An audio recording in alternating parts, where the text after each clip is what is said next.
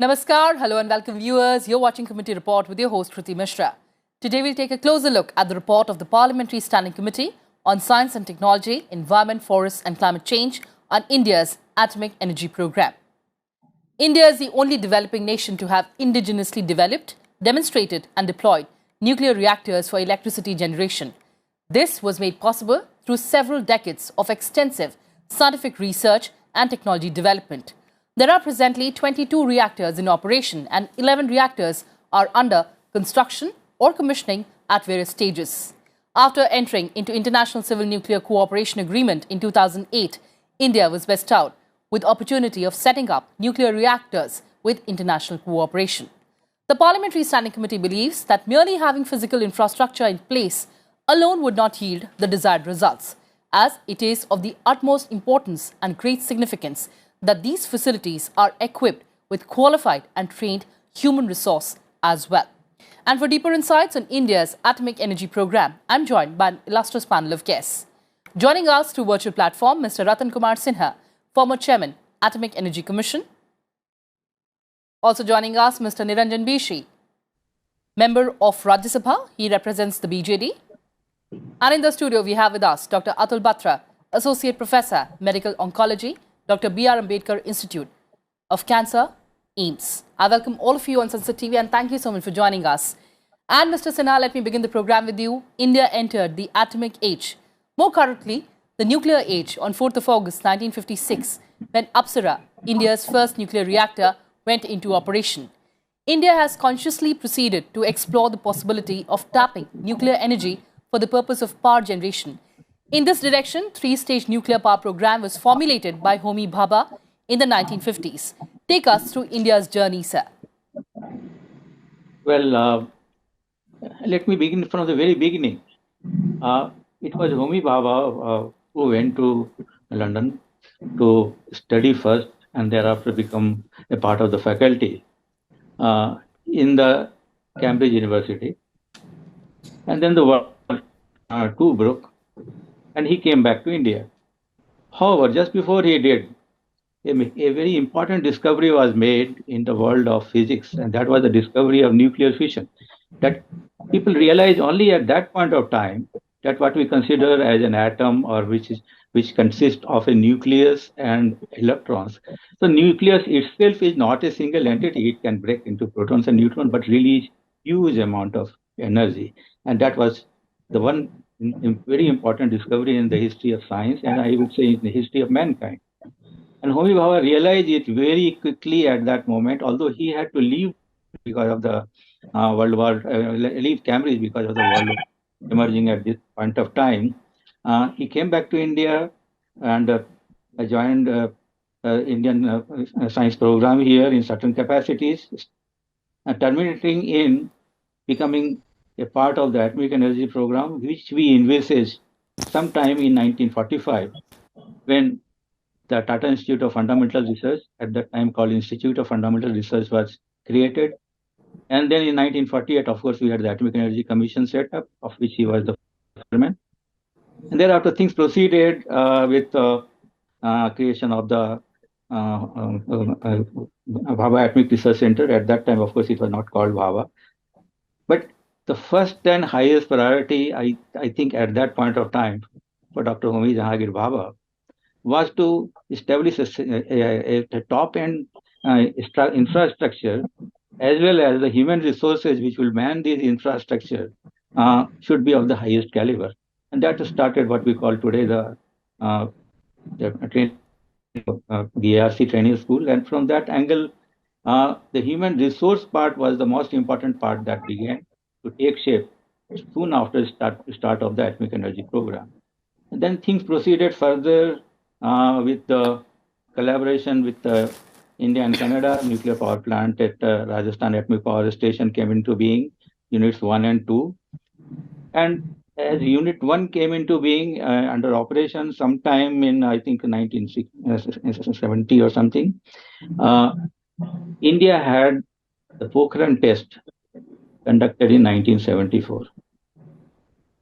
She brought a great deal of prestige to the Indian mind, but the international nuclear community was actually shocked with this discovery. A 1974 test ultimately culminated in international civil nuclear cooperation denials. Some of the existing partners, particularly the Canadian partners, decided to keep away.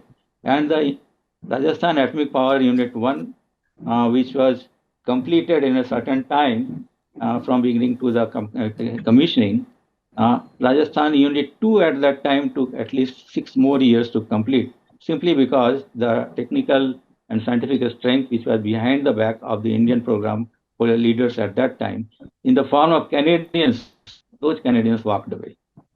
And this was a good message for us, but certainly we had our own human resources which picked up the challenge, and thereafter we never looked back.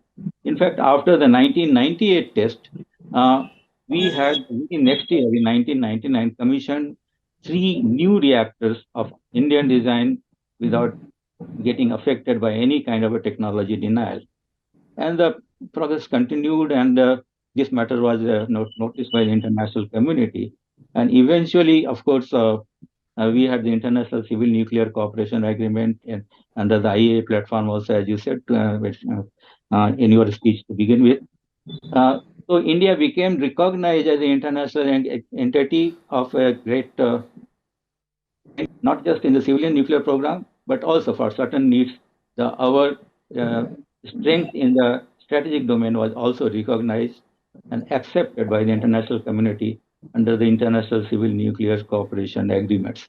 So this in nutshell, in my view, is how we began and came to be recognized as an exception to the technology denial regime or so-called non-proliferation regime, which has been effective throughout the world today. Absolutely, sir. And thank you so much for taking us through that landmark journey. And let me borrow what you said, that we never looked back. Moving ahead in the discussion, Mr. Bishi, the share of nuclear power in the total electricity generation in the country is about 3.1% in the year 2020-2021. But India plans to commission 20 nuclear power plants by 2031, adding nearly 15,000 megawatts in power generating capacity.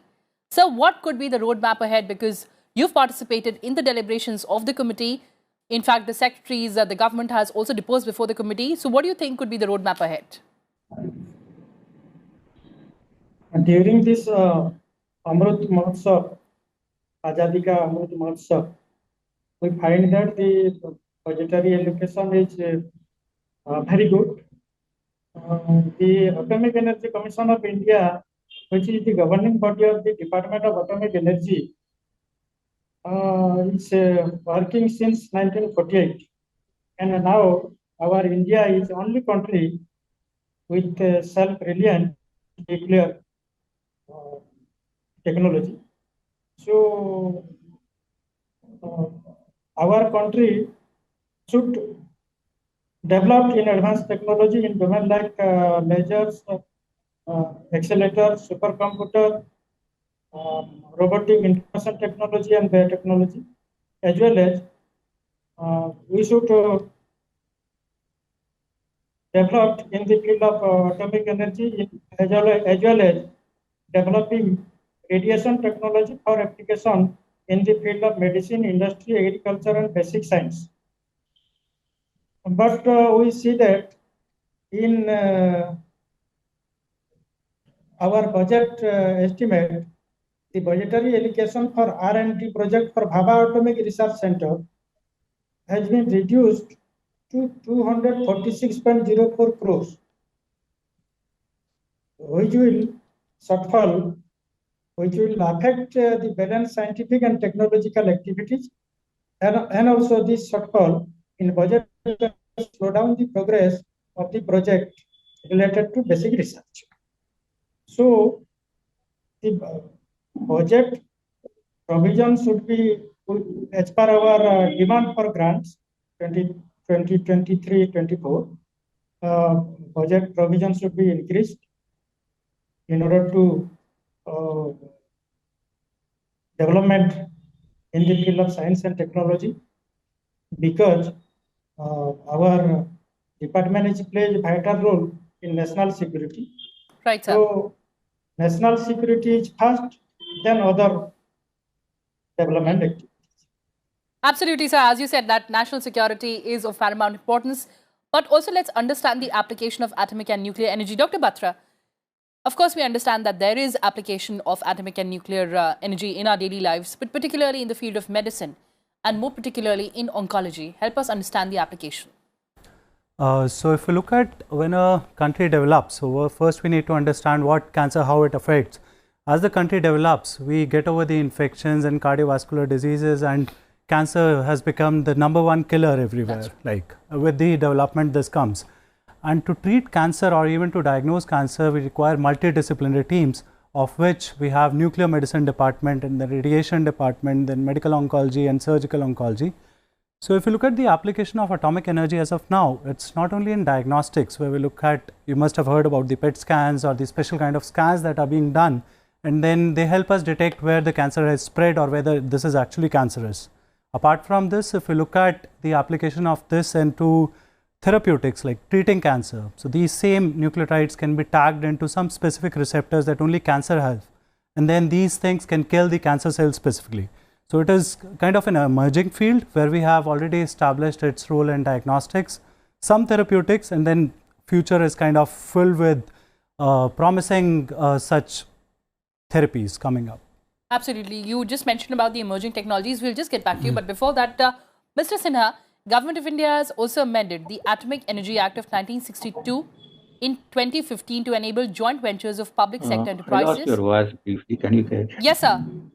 Sir, we were talking about the future plans. So, Government of India has amended the Atomic Energy Act of 1962 in 2015 to enable joint ventures of public sector enterprises to set up nuclear power projects. Sir, look at our targets. We plan to establish 20 more plants by 2031. Sir, do we need more investment in terms of domestic investment? What could be the plan ahead for India? Well, I must say the capital cost for setting up any nuclear power plant is fairly high, although the operational costs are low. And because of that reason, the nuclear power still remains one of the very economically viable options all over the world, not just India. And capital is something which demands resources. And from that perspective, to say that having a joint holdership in the ownership of the plant, particularly public sector undertakings, could be a good idea. And during my tenure as secretary, also these ideas were being discussed and debated. I think as the power, our nuclear power contributions grows further, I think at some point of time we must look at these possibilities and explore other options also. At the moment, we have got our public sector undertaking, Nuclear Power Corporation of India, which is fully responsible for taking care of all the stages of nuclear power plant life, right? Construction, operation, maintenance, and so on. And it has been done successfully, but as you rightly pointed out, the scope for growth in an exponential direction, I think that's what we need to look at. Looking at the fuel condition, particularly coal in the country, oil, certainly we have to import in a huge lot. Nuclear is one very clean and green option, in my view, that needs to be encouraged, as well as it should grow, in my view, exponentially to take care of the demand in our country, also to take care of the environment. So from that angle, certainly we would require more partners to come in and further investments to also be coming, not through just governmental channel, but also otherwise. So I'm just being inquisitive. You just said that during your tenure, a lot of ideas were discussed. Do you think that those ideas have actually translated into action on ground? I would say so, because of course there are certain challenges everywhere. There are challenges, particularly when you are dealing with first of a kind system. For example, I would call our fast reactor program first of a kind within the country. We did face certain challenges in bringing up the prototype fast breeder reactor, which was the only fast breeder reactor, or fast breeder reactor, which was under construction. It still is under construction and commissioning. But there have been certain lessons which we have learned, which will be useful for the growth of this program around fast breeder reactors. And I think that's the next stage of our nuclear power program, because India is a country which does not possess enough uranium resources. That's right. We have been certainly exempted from severe limitations on imports after the International Civil Nuclear Cooperation Agreements. But still, to grow exponentially, we need to make full use of the uranium which is available.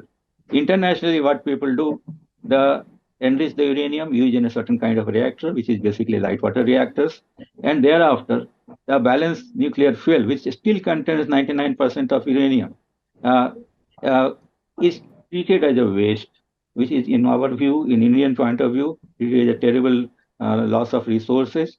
If you reprocess the fuel, we get plutonium, and if you make a fast breeder reactor using that plutonium, in the perimeter of that reactor, in the what we call the blanket region, we can put uranium which has come out of the existing reactors, which is depreciated. I mean, which is having a less amount of uranium 235, which otherwise people are using as a waste fuel, waste to be dumped somewhere. So that uranium is further bleeding the plutonium, and this is what we call closing the nuclear fuel cycle using fast breeder reactors. And this is what India is pursuing today. India is one of the major countries in the world, perhaps the only one today, which is actively pursuing this program. And this, in my view, is a very sustainable solution. Technology-wise, we are quite mature. In terms of the commissioning and construction aspect, we have learned our lessons, particularly in the prototype fast breeder reactor. I believe during the next 10 years' time, we certainly would be needing quite significant resources to invest in not just our existing reactor types with the pressurized heavy water reactors, which are using uranium-based fuel, but also in setting up the larger scale nuclear reprocessing facilities to recover plutonium from this spent fuel and then build additional fast breeder reactors so that we expand the nuclear power program on a largely self-sustainable and clean to handle, particularly the clean waste management angle. So I Absolutely, think sir. we Absolutely. need to have more investment, certainly in due course. And today I would say that we are more or less on the verge of reaching a stage where no new technological challenges could be seen, because we started with a program based on our prototype, our pressurized heavy water reactors, and based on natural uranium. Certainly, we have had great deal of expertise in this area. We can guide any other country in the world in this aspect. We had closed our fuel cycle through reprocessing of the spent fuel which comes out of these reactors to separate sir. plutonium. And using that plutonium, now we are built fuel for our prototype fast breeder reactor. And sooner or later, this prototype fast breeder reactor, I hope within the next 3-4 years, it should be operational. It will give us plenty of experience in this type of a design as well. As far as the thorium is concerned, the country is very rich in thorium resource. So our objective is to make use of this thorium in the blanket of these fast breeder reactors. So to breed another type of fuel, which is called Right, uranium sir. 233. Absolutely. So those are the future plans that you're discussing. And of course, sustainability is a very important component, whether in terms of our capacity or even energy. Mr. Bishi, the commitment to a net zero economy involves transition to clean energy sources like renewables and nuclear power. How important do you think is nuclear power in India's energy transition plans? Firstly, I will say that the atomic energy program should fulfill the objective of generating electricity from nuclear energy through the use of the naturally available thorium and uranium, what our ex-chairman sir says, and to build research reactor and implement radioisotopes produced in reactors for application in the field of agriculture, industry, and medicines, and to develop material including strategic and non-nuclear ones like titanium.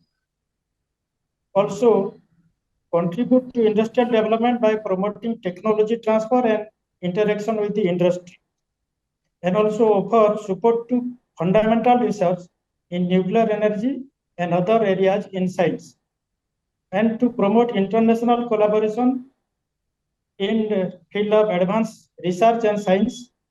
Right. So our government should take every step for the purpose of development of our atomic energy, which was established during 1954 Absolutely, to sir. self-sufficient country in the world and to protect our nation from all Absolutely, sir. sorts The of fact that we were the first country, right, sir? Right, sir. But Dr. Batra, we are running short of time. You were talking about the emerging technology and the use of this particular technology in diagnostics. Going ahead, what kind of applications do you foresee? So you see, till now we have been using mostly FDG PET scans for diagnosis, but now with time there are new like PSMA based PET scans which are specific for prostate cancer. So these are more accurate kind of scans that are there, and there are more FES type of scans which are coming up. Looking at therapeutics, we have lutetium, we have actinium. So these therapies can directly target and can kill those cancer cells. So a lot of this needs to be kind of evaluated further into clinical research as well. And this is what's been going on for the last decade as well. And there are few cancers where we have identified role and few cancers where it is still emerging. All right, all right. Thank you so much for putting things in perspective. But Mr. Sinha, I'll give you the last word on the show today. So what about our safety standards? How do you assess our safety standards? Well, I must say that International Atomic Energy Agency is the supervisor for the safety of nuclear energy all over the world. But all said and done, we have not yet to see any calamity arising out of nuclear power. And let me qualify this statement. The people will talk about Chernobyl, people will talk about Ireland. And so, but then it's basically arising out of some fear syndrome, out of coming of the radiation which is coming out of this accident, so-called serious accident. No fatality has ever arisen just because of radiation, and much less than any chemical accident. This particular mode of danger is not as important to consider for a long-term plan perspective. But while having said that, it leads to particular dimensions of our program. Number one, ensure public confidence in nuclear energy as a safe and viable option, which needs to be, we need to do a lot on that. And during my tenure, of course, we did so many things, including sponsoring tournaments and participating in Republic Day Parade, etc. And the second part is certainly to ensure and much higher level safety and security, continued safety and security. And we have got our own regulatory body, which is extremely competent, internationally recognized Atomic Energy Regulatory Board. And nuclear power facilities in our country, not just nuclear power, but any other facility, have to be governed by the guidelines and the specifications which are made by this particular important body.